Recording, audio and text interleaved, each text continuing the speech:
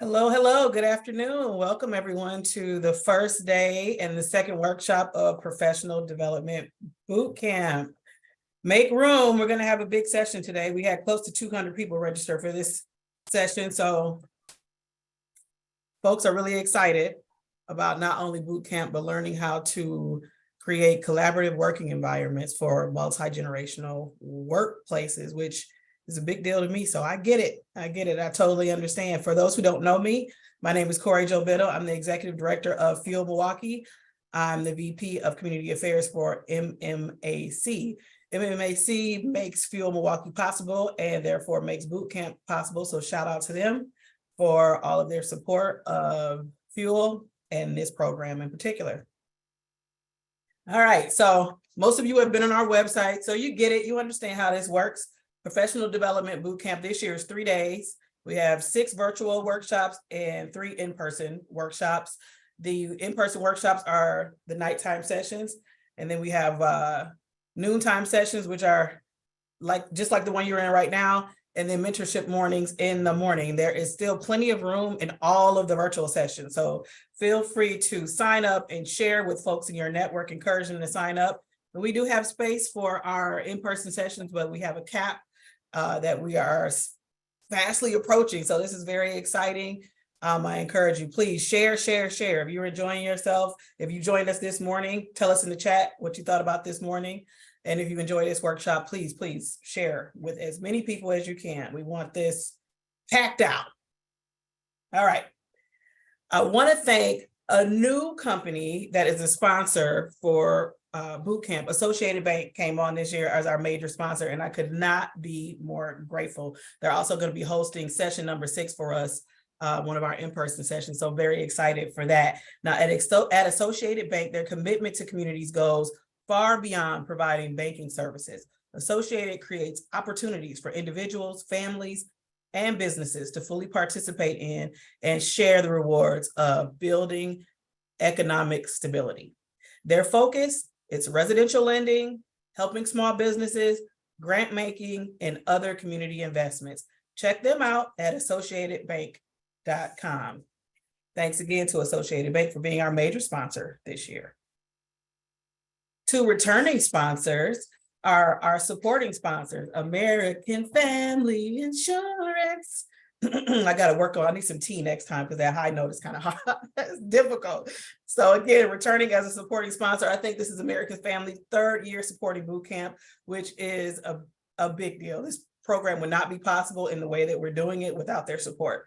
American Family Insurance is committed to driving lasting social change, and they are well known for investing in the communities that their customers, employees, and agency owners call home. Check them out at amfam.com for all of your insurance needs. We're also welcoming back Radio Milwaukee as our supporting and media sponsor. How many of you are fans of Radio Milwaukee? We love Radio Milwaukee.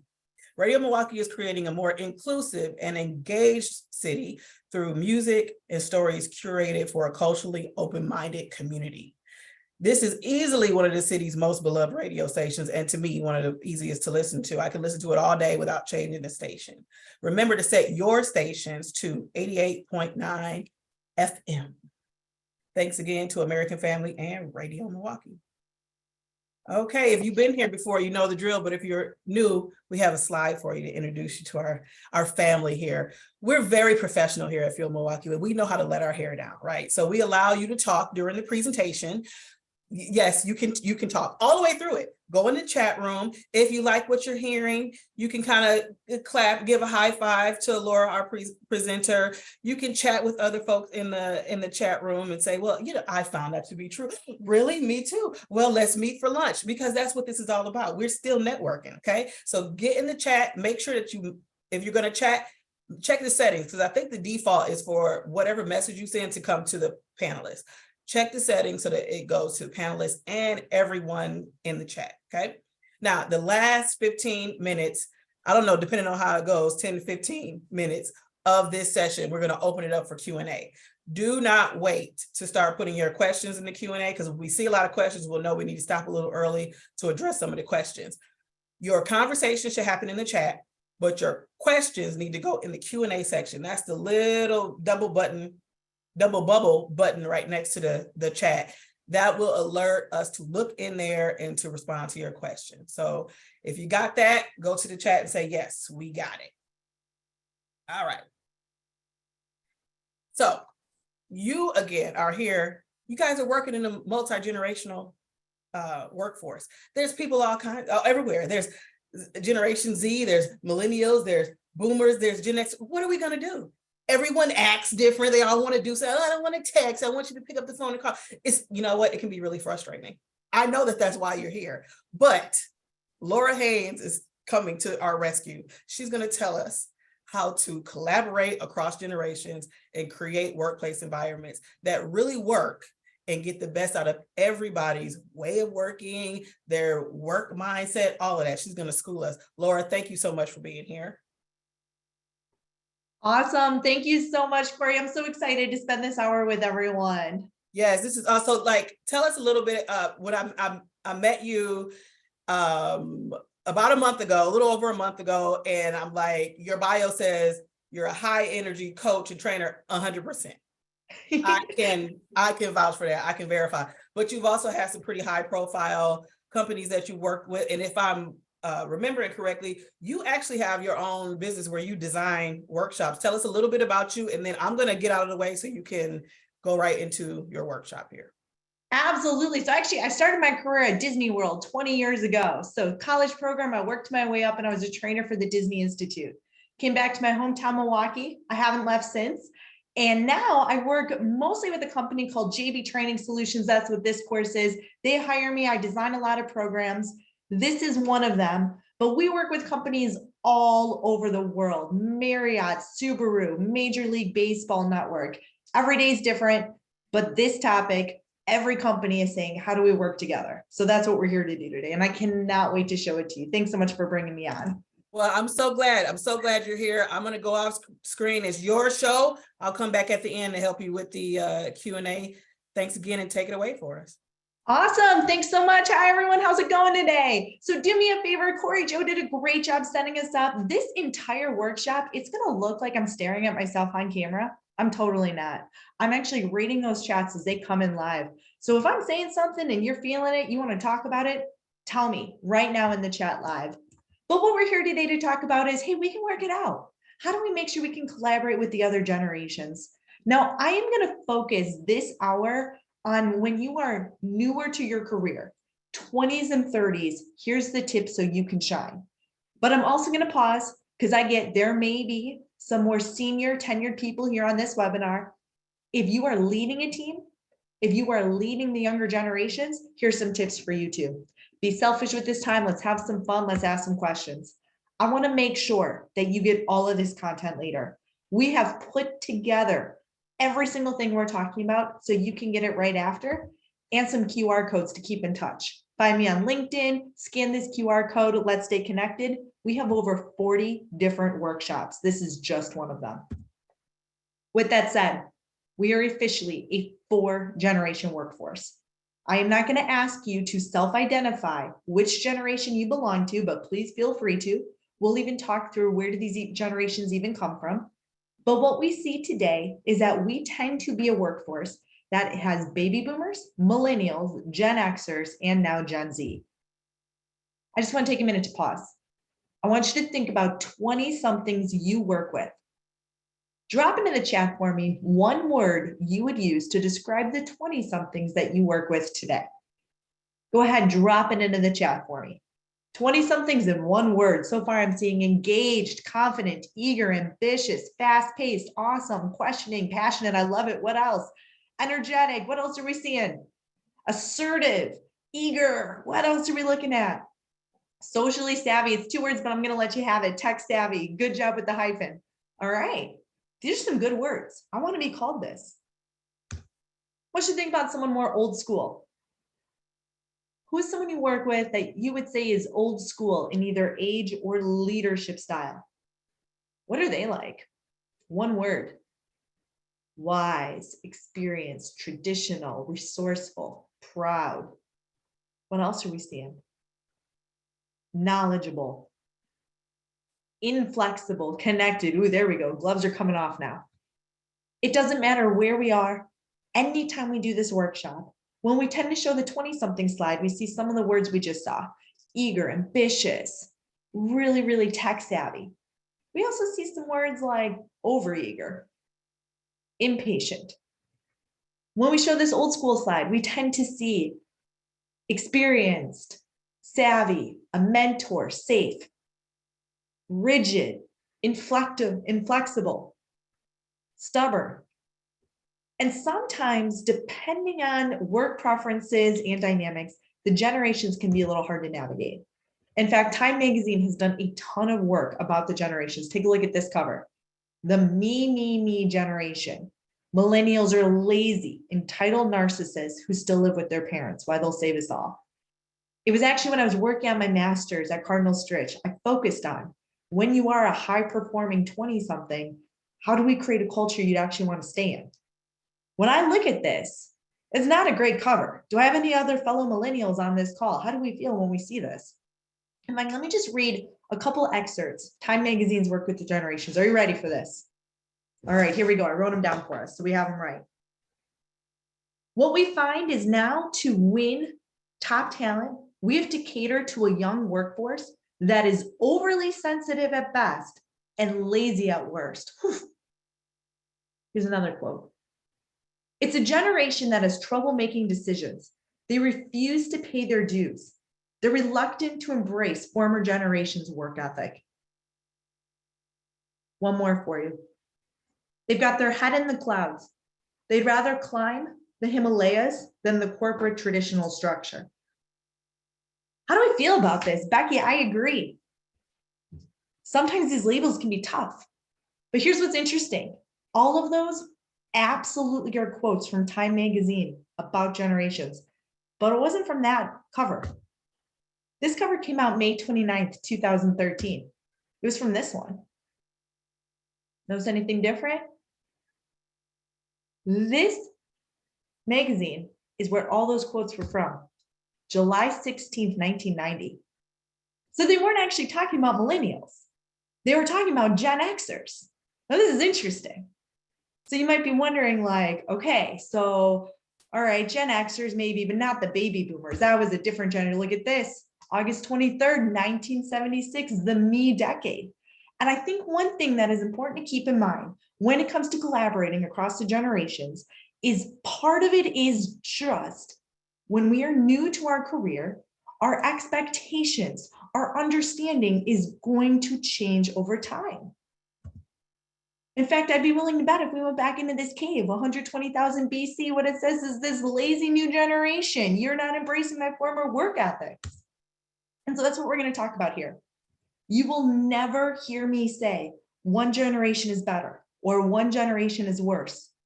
You're never going to hear me say, oh yeah, because you were born the age of a millennial, this means these three things about you.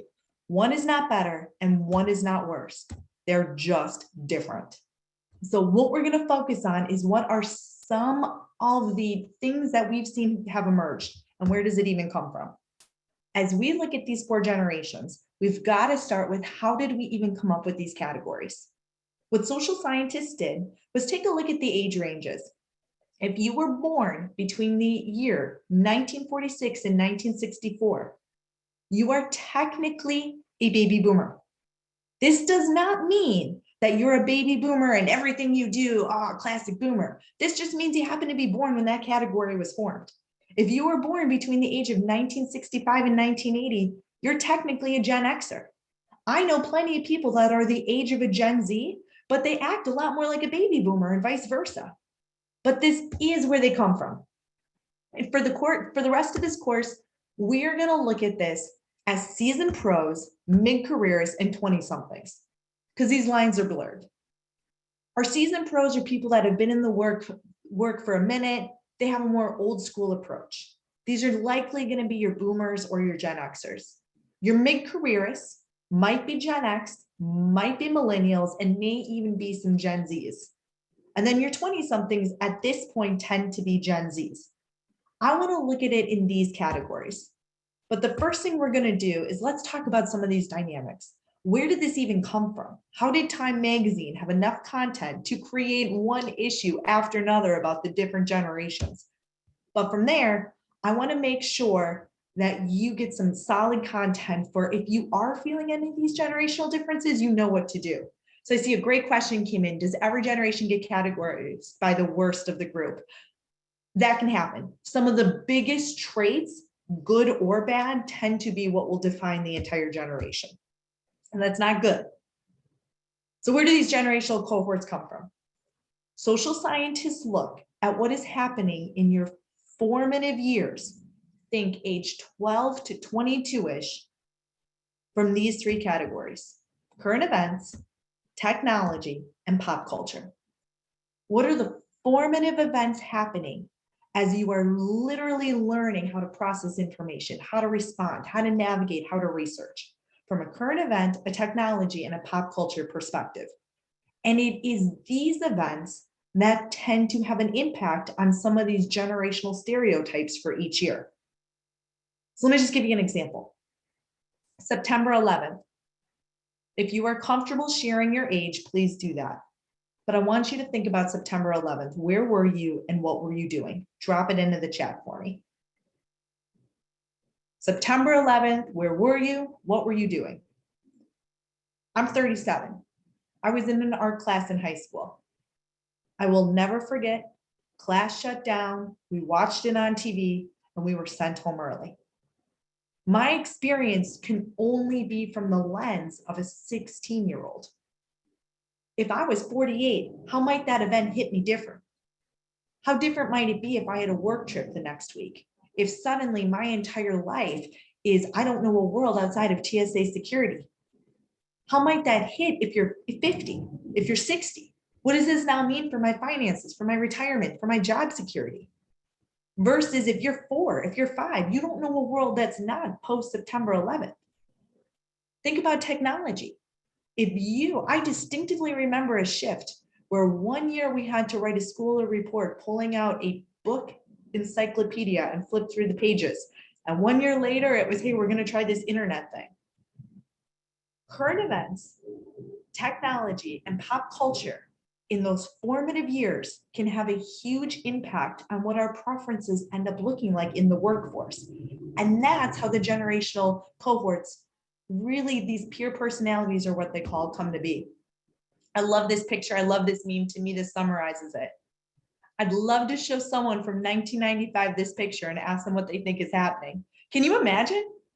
Now we look at this and we don't think twice about it. It's like, oh, clearly during the pandemic, we're just Instagramming our ice cream cone. But how different would this look? When it comes to the generations, one thing that is true is every year, even though different things happen, it impacts our preferences and what it looks like moving forward. Look at you guys with your fancy schmancy U-verse high-speed internet. You know, in my day, you couldn't just start streaming 6 ways to Sunday. You get knocked off. And sometimes it took a minute to download a song. That's 60 seconds for crying out loud. Do we know how long a minute is? Sitting, waiting for an album to download? I still have back problems. You're only 14 and a half. He doesn't have back problems. You kids have got it too good, if you ask me. So as we look at this, how are we feeling about the generational cohorts, kind of where they come from, these peer personalities? Do me a favor, I just want to make sure we've got a good understanding if I get it. All right, this is making sense. Throw in an emoji, throw in a chat if you've got a question. What we know so far is this. Look, every generation there seems to be the ugliest of the stereotypes come out. It happens every time. But there are definitely some events that have had an impact. So what I want to do is first look at, from seasoned pros, mid-careerists, and now 20-somethings, a couple key things. When we look at seasoned pros, birth rate in 1960, 3.7 children on average per home. Now, for many, not everyone, a lot of different lifestyles can impact this. But for many, growing up in more of this baby boomer era, this was the age of progress. It was suburbia. We had won the war. There is a microwave, a color TV.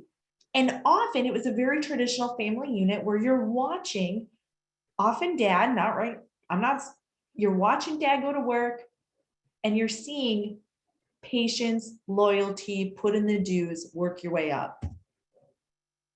What was the preferred news medium? How did you get your news every day? It was either the nightly news or for many, the newspaper. So I want you to really think about if your updates and your insight to the world is what your local newspaper chooses to publish, and you maybe get it twice a day. How might that change your preference for how quickly you receive information? When the bulk of your upbringing, this is what it looks like. In fact, if I'm a seasoned pro, go ahead and caption this. Good things come to those who do what? Go ahead, fill in the blank for me. Good things come to those who do what? When they wait, pay your dues. It'll happen. Put in the work. Absolutely. If you've ever been frustrated, if you've ever been feeling like, come on, let's just move, let's just act on it. This might be work. This might be a dynamic at play. Let's talk about mid-careerists. Now for mid-careers, we can look at this two different ways. For many, take a look. By 1980, the birth rate was cut in half. Divorce is now in about 50% of homes. Birth control is prevalent.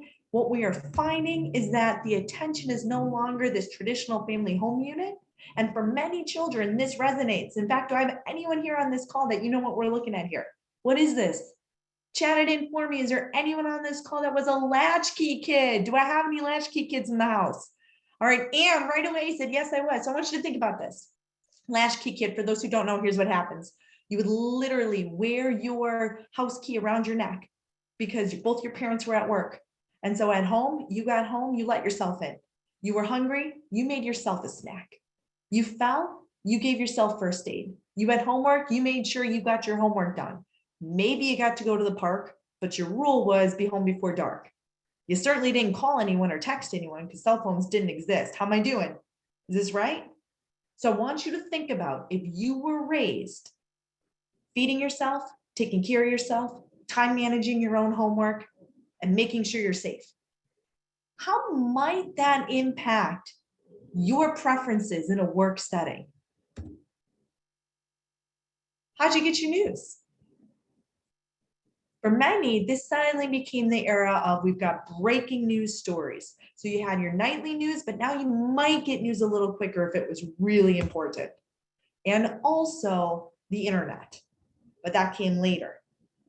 So I want you to think about if you grew up in this time frame, how might you answer this? Good things come to what? Good things come to those who do what? Go ahead and fill in the blank. Work hard, figure it out, do it yourself. So already we're seeing a shift. Often seasoned pros tend to really value respect, put in your dues, earn it slowly, wait. Mid-careerists tend to really value independence, figure it out, just get it done. Let's talk about 20-somethings. When it comes to 20-somethings, by the year 2000, the birth rate stayed around 2.0, and it's still that way. What we're finding is that even in 20 years, that hasn't changed much. We've stabilized for a bit of just, we've kind of figured out this both parents at work thing. For many, depending on your age, you may have been a 90s kid. It was a time of incredible growth. It was a time of incredible technology, progress, and you likely saw the impact of that in your home, in your schools. You saw your school transition from paper encyclopedias to computers, and you're suddenly playing Oregon Trail, and it's just this time of progress and innovation. Or you were growing up during the recession. In your world is much more, the internet is indispensable. We don't know a world outside of it. In either way, your preferred news medium is probably Google. It's inconceivable to think about a world where if you have a question, you can't just pull out your phone and immediately get an answer. In fact, I find this statistic mind-blowing. Gen Z is literally as old as Google.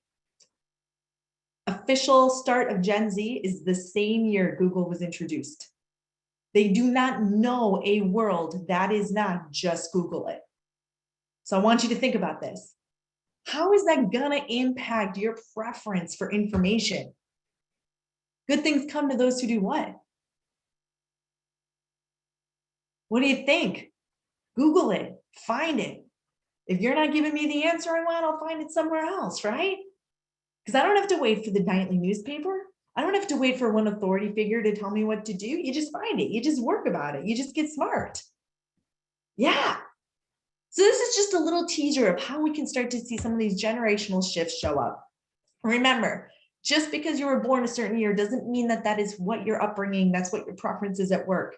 But we can find some of these are trends. So we've got our seasoned pros, our mid-careerists, and our 20-somethings. And let me tell you, the last 3 years have added a whole new level to all of this. I want to play a quick game. It's what I call Guess Who. And when we look at 3 key categories, what we find is that it shows up different. So here's what I want you to do. First, let's talk values. Which group in the workforce works to live, lives to work, or likes a work-life balance? Go ahead and chat in for me the order. S for seasoned pro, M for a mid-careerist, and T for a 20-something. What do you think the breakdown of this value is? All right, so I'm seeing 20-something seasoned pro, mid-careerist. What do you think? Chat it in just like I'm seeing it. Are you ready for it? Here we go. 4 values. If you are saying a mid-careerist works to live, you are spot on. What we tend to find from an engagement perspective is mid-careerist is very much, I will work hard, reward me with a bonus. There is a direct link to I will work, I will give you my time, but in exchange, I do want to be treated fairly. What we find for seasoned pros is there tends to be a huge enmeshment of my identity is my job. I've paid my dues. I've slowly worked my way up that corporate ladder. In fact, there's an entire career field now for just therapists of people who are retiring at slower rates than we've ever seen before. I am a company person through and through. I maybe get a pension. I maybe get these perks that today, often 20-something-year-olds just don't even expect to see. They've often spent their entire life in one job or one career. What we're finding at this point for 20-somethings and beyond is the expectation of work-life balance. It's mandatory. A lot of the work I do every day is just helping companies see you got to get more comfortable at these conversations. A couple of reasons why. I want you to think about if you went on a vacation 20 years ago, you're in Hawaii, you're drinking Mai Tais on the beach, and your office needs to get in touch with you. 20 years ago, what did they do?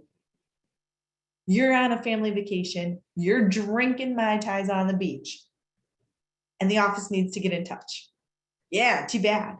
They'd have to call the hotel, describe what you look like, have the hotel come out to find you on the beach, and have you call back. So your personal time was your personal time. Today, you're on a vacation. How does your job get in touch with you? And what is the expectation for your response? Are you allowed to say I'm on vacation? Peace out, we'll talk in a week? Not always. If you were growing up watching your parents suddenly constantly connected, constantly answering emails, constantly trying to figure out, I don't know how to do this, you're going to insist on a work-life balance. In fact, what we're seeing is for 20-somethings, there's a pretty clear understanding. Look, I understand I can be connected 24/7, and I will be, but I need you to respect I have a life outside of work. I need you to respect when I need personal time, I'm going to take it. Let's talk about work goals. Go ahead, same thing, drop it in for me. What do you think this combination is? We've got our seasoned pros, our mid-careers, and our 20-somethings. Who wants an impressive career? Who wants an interesting job? And who wants independence? All right, are you ready for it? I will say, caveat, COVID is changing this. What we're seeing is the ripple of 2020 and beyond. This is starting to change. But traditionally, seasoned pros, they want that impressive career because they want to work their way up. If we have any fans of 30 Rock here on this call, Jack Donaghy is like the quintessential, to me, seasoned pro. You work your way up slowly. Interesting jobs, 20-somethings. Think about how many jobs exist today that 20, 30 years ago were not a possibility. There is truly the grass is greener. And if you have a LinkedIn, recruiters are going to be telling you all day, every day, come on over to me. The grass is even greener. Oh, you don't like your job? Come on, let's talk. What we find is mid-careers, they want to be left alone. They want respect for their work. They don't want to be in meetings that could have been an email. Let me get my work done. Let's just work well. We'll work hard. We'll play hard. That tends to be what we find at that mid-career level. Finally, we've got our feedback. Now, probably no surprise here. Let's talk this one through. Go ahead, drop in the blanks for me. What are we seeing here? What do you think the feedback looks like? All right. If you said 20-something is 24/7 early and often, you're not wrong. Here's what I want to say about that. Now, I want you to think about, for my parents in the room, in the last 20 years, if you wanted to know your child's grade, how'd you find out? Could you log on? One assignment at a time? Little different. If everything you've done, your entire upbringing, has been tracked and logged live time, but you can log in and see it.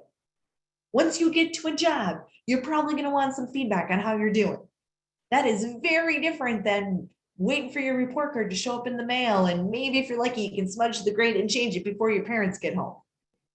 So what we find is for 20-somethings, they absolutely want live in the moment feedback. Their entire upbringing has been that. For mid-careers, what we find is they prefer skip praise, give a raise. Hey, no news is good news. We don't have to talk we'll talk if there's something bad. And what we find is for seasoned pros, they tend to be the annual evaluation. Once a year we do reviews. We'll just wait till that moment. All right, how we feeling? We are halfway done. We have talked through those dynamics. How you feeling? Before we go on, I'm going to take a moment. I'm just going to turn off my camera, and I want you to chat in for me. What's your biggest takeaways so far?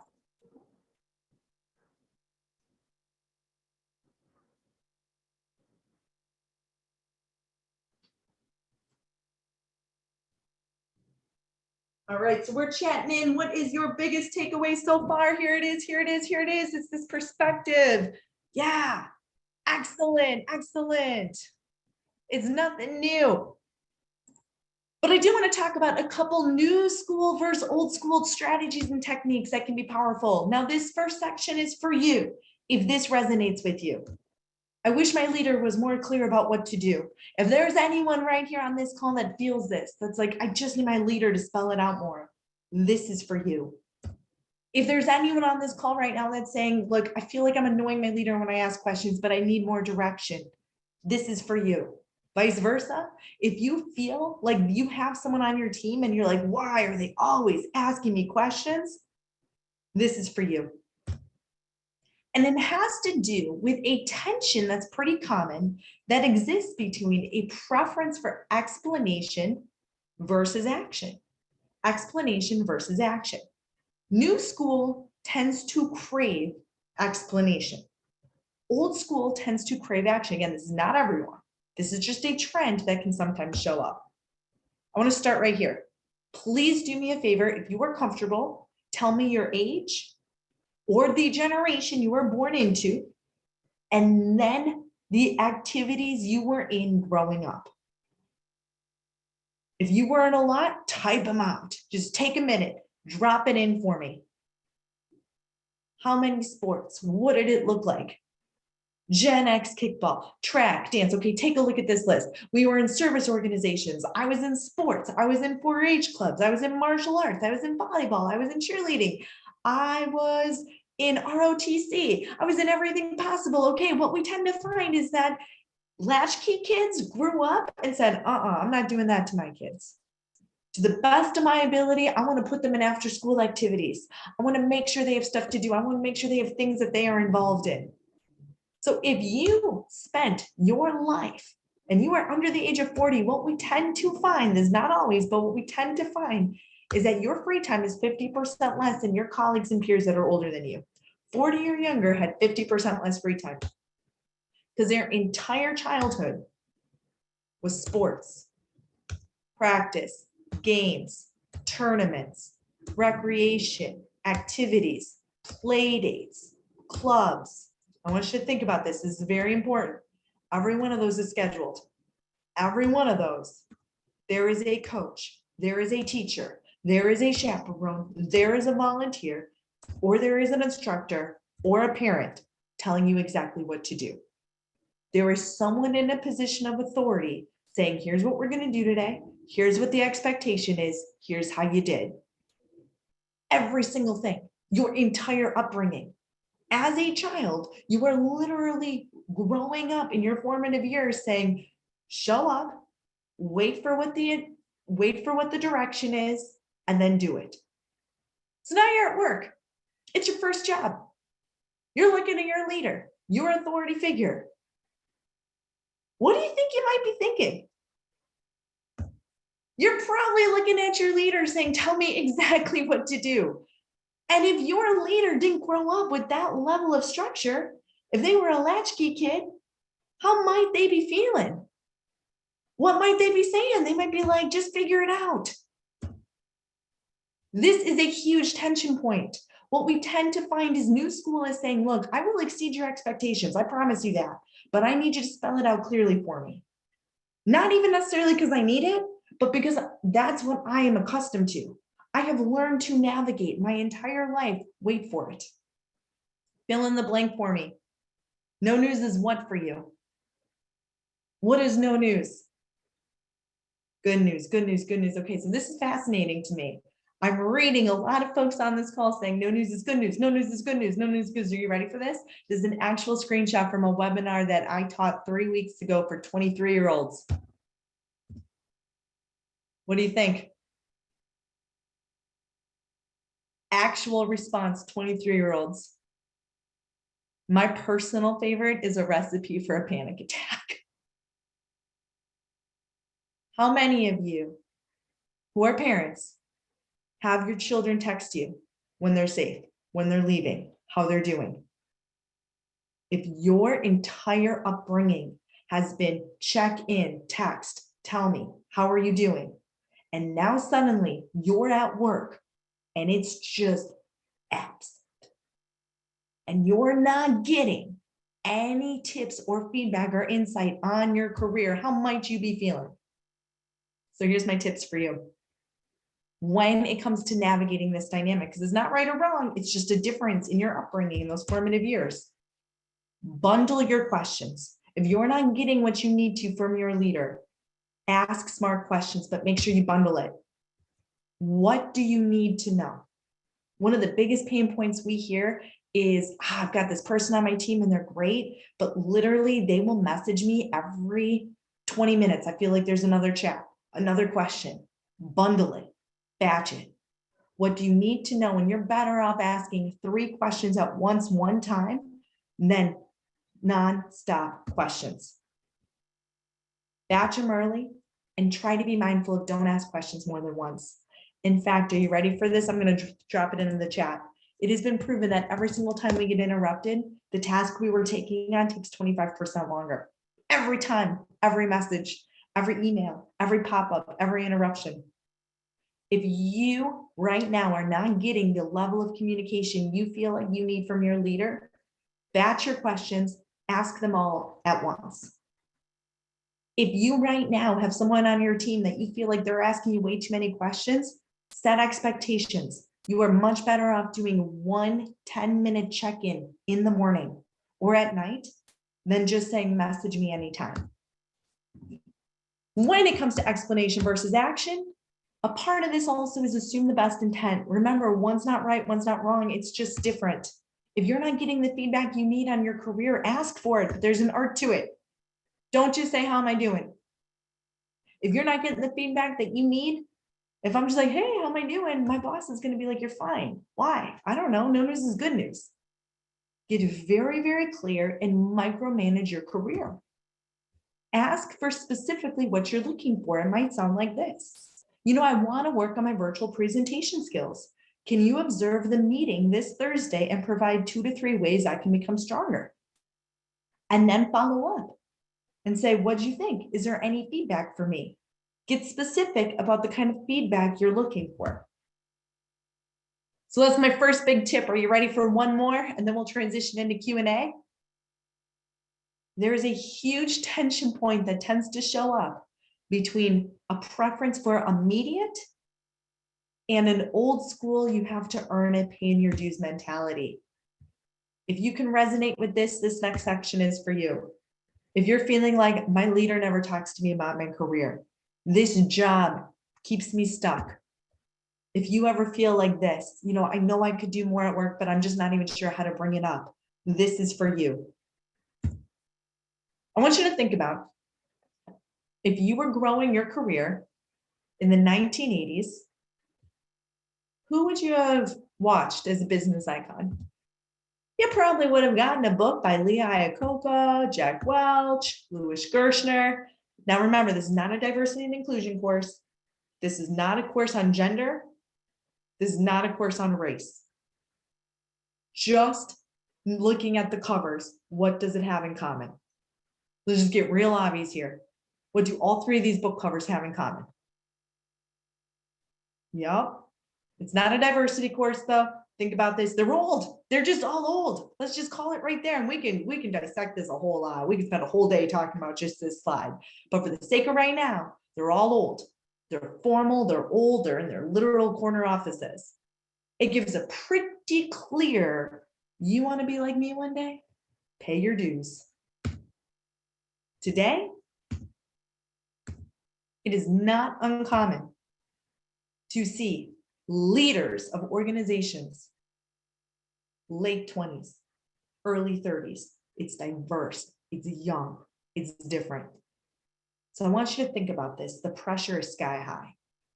If I'm suddenly someone where I'm like, I did a bunch of extracurricular, I took a bunch of AP courses, I did a lot of extra work, I have really good ideas. I know that there's multiple people literally my age running companies and my leader won't even accept a one-on-one. How's that going to make you feel? In fact, what I tend to find is when we are working with 20 somethings, what they say, if you are in this category, tell me if you agree with this, they say the pressure's sky high. I feel like from the day I was born, there's been this pressure to, you better be successful, you better do good, you better do good, you better do good. I'm drowning in it. And now I'm in a work environment and I feel like my leader won't even give me the time of day. If you've ever been like, wow, these kids are entitled, I want to challenge you to try to think about it this way. There's a clear understanding it's going to be hard. It's going to be messy. But there's this pressure and anxiety of, but I better do it because if I don't, I'm slipping behind. If you are interested in more career growth, the worst thing you can do is go to your leader and say, I want this promotion. Because one of the biggest things I hear when I'm teaching senior leadership workshops is this: Laura, I love this person. I want to give them a raise. I can't. My hands are tied.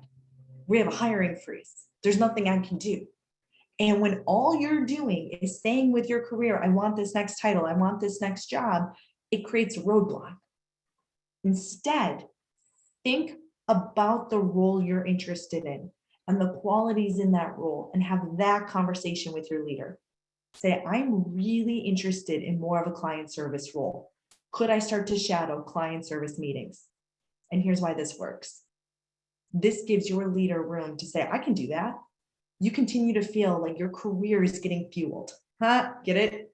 You're going to continue to feel like your career is getting developed, that where you are, you have exposure to new opportunities. So you're not going to feel like you have to answer that LinkedIn recruiter. You'll get exposure to the roles you're interested in, and it will literally put you in a position to be the most qualified person when it opens up. But the worst thing we can do is just say to our leader, I'm ready for a promotion. I want a promotion, especially if your leader's hands are tied. When it comes to immediate versus earn it, it is important to keep in mind that we all start somewhere. And early in our career, finish our projects, perfect what we were hired to do first and foremost, and look for opportunities to add extra value. I just taught a course this morning where we talk about how in college, A's get A's. In a work environment, you might be an A employee, but that doesn't mean you're going to get the promotion, because there might be 10 A's rock stars, but only one promotion. Talk with your leader, have those conversations to say, what else does it take? And remember, experience counts. Sometimes we have to raise our hand, look for those opportunities and put ourselves in it. It's the difference between when we're a senior in school. Think about everything you've learned compared to when you're a freshman. When it comes to navigating the generations, this is a teaser to what can be a 90-minute, 3-hour, or all-day workshop, in person or virtual. My hope in this quick action-packed webinar is that we're leaving with some stuff to think about, to wrestle with. We're creatures of our upbringings. We can't control what technology was in front of us, how we received our news, depending on the years we were born, but it absolutely makes an impact. The key is to keep this in mind. If you are having tension in your workplace, there could be a generational factor. Conversation, dialogue about it, and meeting in the middle is key. And communication is key, because one's not right and one's not wrong. It's just different. One is not better and one is not worse. As we start to transition, I want to remind you, please keep in touch. I'm going to keep this up, scan it. Let's connect on LinkedIn. I want to send you all this information. But Corey, I know we've had a bunch of questions. I'll turn it over to you. Thank you so much, everyone, for your time. We do have some great questions. My colleague, Sophia McLeese, is one of those 20-somethings you were talking about. So I've asked her to come on and kick us off with the questions. Sophia, what's your biggest takeaway? What's your knee-jerk reaction to everything that was said here today? This was so incredibly interesting to listen to. It was so great seeing everything broken out by generation and seeing really like what the changes were. I really found especially interesting is when you were talking about like my generation and how all of our evenings were filled with after school activities, and we were constantly being like pulled in different directions and told exactly what to do. And now we're not getting that carried over into the workforce. So that's where a lot of confusion is coming into play. And I think that's really important for us to pay attention to. We had a lot of great questions coming in. And one of my favorites was, how long does the earn it crowd expect us to work before we actually earn it? So I think there's a two-part answer to this. I would gut check, is it the organization or the leader? Because it's not always the same thing. There are some organizations that move and change very slowly. Picture them more like a battleship. They may right now have very antiquated practices in place for what that growth can look like.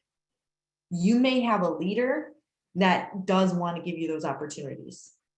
Partner with your leader to try to get what you can as the organization slowly changes.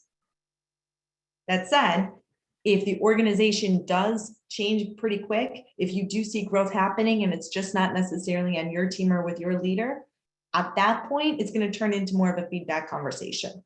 It's going to turn more into, I've asked you 4 times. I've not gotten any feedback on anything I could do different. What's keeping my career from being held back when I'm looking around and seeing my peers' career changing? But the key there is you really want to make sure, is it your leader or is it the organization at large? Because they're not the same thing. Okay. And so if it is the organization at large, is the recommendation there then to start searching for a new organization or to speak with the leaders at the company? What's the next step from there? Yeah, so here's what I would share is, and this is going to sound like I'm trying to just give a blow off answer, but I'm not. Because what tends to happen, and this is not always, is organizations that tend to be moving a little slower. And I will say, I've seen a huge shift in the last year. Every organization starting to panic and freak out and say, we got to change it. That said, there tends to be some perks with the really big company that you just don't get at the smaller one. Whether it is that global recognition, it is that opportunity to do those giant high profile assignments. It's got to come down to a personal gut check, but really make sure you thoroughly weigh it out.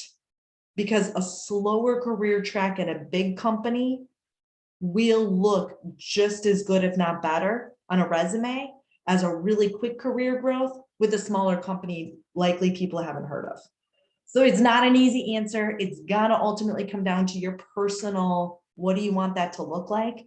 But it is worth considering. Another question that we had come in is, how can someone develop companies' loyalty nowadays? companies don't develop the same feelings towards their employees as the employees are expected to develop towards the companies. Yeah. So what's interesting is since 2020, Adam Grant really summarized, I thought this was fascinating. Any company right now that was remote and is now saying, come on back to work. The key here is companies that aren't doing it well are not acknowledging it can't feel like you're taking away freedom. If it's, hey, I trusted you to do your job virtual 5 days a week, and now I'm saying, period, you must come in. It feels like, what I do wrong, why don't you trust me? If you feel like you're part of it, if you feel like you have insight into, this is why you're bringing me in, this is why the day in the office is worthwhile, I have some flexibility, I can speak to, and we can figure out a balance, you tend to be even more engaged because now you're back at work and you're enjoying it. And so to answer your question, what I would share is, how much does the company involve teams and workforces in these decisions? If you're not doing culture surveys 2 to 3 times a year, because right now it's shifting that quickly, what was important to someone a year ago might look very different right now. It is in every organization's best interest right now to say things are changing quick. We can't keep up with recruiting strategies. We can't keep up with retention techniques, and we got to figure it out so we keep our best talent. I'll ask Eliza's question.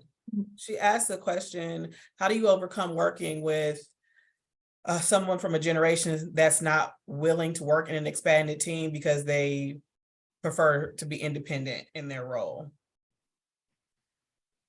All right, so we're getting into all the leadership stuff. One of my favorite questions I like to wrestle with here is it a skill issue or a will issue? Because there's a huge difference. Skill is someone doesn't have the understanding of what's expected. Has the expectation been set? Is there clear value? And this is why we need you to be more collaborative. Is it we just need you in the meeting, but we're not really telling you why, and it could have been an email and your camera's off the whole time anyways? Or is it, nope, it's an inclusive meeting and it makes sense while you're there? If the value and the purpose for it has been clear, and they're still like, I don't care, I'm not doing it, that's a will issue. Can you change someone's will? If someone's like, I know what you're asking of me, and I'm just saying no, thank you. Will conversations tend to look different. Yeah. That tends to look more like, is this a culture fit? Is this still an individual that's the right fit for the team? But it's worth that gut check, skill or will. Yeah. Ooh, we're getting heavy at the end of a light webinar. I know, right?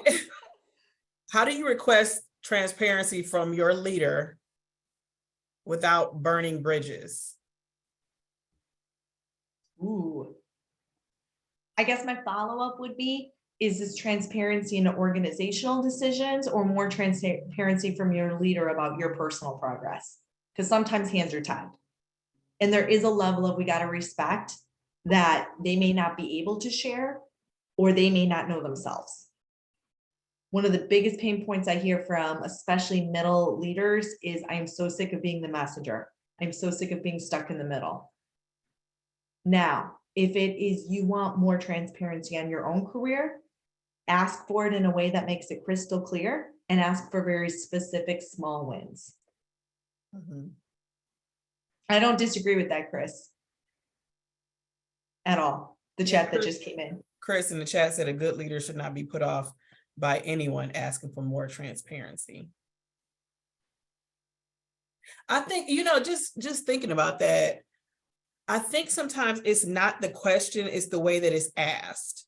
And that's a generational thing too. I mean, I think there's a difference that older generation, and I'm right on the cusp. So I was born in 1979. So I'm right there between X and millennials. And I definitely have a sense of like reverence for leadership that I don't think is bred into younger people now. I don't think that's a bad thing. I think it's just is a distinct difference in how we look at authority figures and how questions are asked or posed, or what questions are asked to whom. I think it can come off as disrespectful is a little too hard of a word, but it just depends on how you say it. My mother used to say, it doesn't matter what you ask me, it just depends on how you say it. And I just think it's not disrespectful. I don't think it's disrespect, but it is some sense of like, I have a right to access to information. And I think older people feel like, we don't always have that access. Well, and one thing I would say is I totally agree with you, Corey. I do think that responsibility falls on the leader to set that expectation clearly. If you're not getting the information you need from me, here's how I'd love you to ask for it. And that's fair. It's totally fair to say, hey, here's what I'd like this to look like in our dynamic together. If you're not sharing that, if you grew up in a Yelp, Google review, just Google it, find the answer, you don't like it, share it, and you're encouraged to share an environment, how can we be expected to have any other approach in the workplace? Yep. It's just what we know. That's true. That's fair. I mean, that's my biggest takeaway from this whole discussion is like, you have to consider the person's mindset and just do away with these assumptions that if it's not the way you would do it, or if it rubs you wrong, you automatically get offended or, get your dander up because of it. Somebody else's perspective and considering that is just, this is like an extension of emotional intelligence. It's like, you have to really think about where somebody else is coming from as a good leader. We all have to do that. 100%. Yeah. And it is absolutely okay for a leader to share like, hey, these are some great communication strategies. This is the best way for us to connect. Okay, Sophia, do you see one last question as we're wrapping up here? There was actually a really long one that just came in that I was just finishing reading. She said that running a team of staff who primarily work set shifts, we are finding that Gen Z staff are struggling with chronic tardiness and their attendance in ways that were not noticed as much in generations previously. Are there ways that companies are adapting their approach to support the needs of this generation?